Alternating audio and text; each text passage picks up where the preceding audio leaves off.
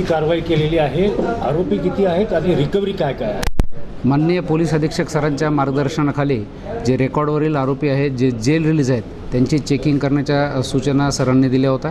त्यानंतर आम्ही जो रेकॉर्डवरचा आरोपी आहे लड्ड्या, याला आम्ही चेक केल्यानंतर त्याच्यासोबत आणखीन 2 संशयित इसम सापडले. त्यांच्याकडे काही मोबाईल सापडले ज्याबद्दल ते व्यवस्थित माहिती देऊ शकत नव्हते.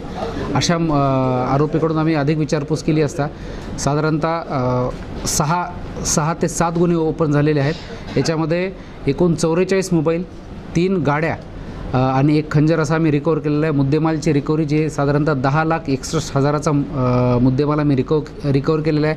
याच्यामध्ये पोलीस स्टेशन बारड, अर्धापूर येथील दरोड्याचे गुन्हे, त्याचबरोबर परभणी जिल्ह्यातील गंगाखेड येथील दरोड्याचा एक गुन्हा, पोलीस स्टेशन अर्धापूर येथील 399चा एक गुन्हा, नांदेड ग्रामीण, भाग्यनगर आणि शिवाजीनगर येथील मोबाईल चोरीचे असे 7 गुन्हे ओपन झालेले आहेत. आणि याच्यामध्ये दोन्ही प्रकरणामध्ये मिळून आमच्याकडे आता सध्या 11 आरोपी आहेत आणि 11 आरोपी आमच्या ताब्यामध्ये आहेत. याच्यामध्ये आरोपी वाढण्याची शक्यता आहे. हे जे आरोपी आहेत त्यांचं वय लक्षात घेता हे नशापाणी करण्यासाठी हे चोरीचं काम करायचे का कशासाठी करायचे? म्हणजे यामधील 2 ते 3 आरोपी जे आहेत त्यांचं सेम बॅकग्राऊंड आहे, सेम रेकॉर्ड आहे. 395, 392 मोबाईल स्नॅचिंग, चेन स्नॅचिंगचे.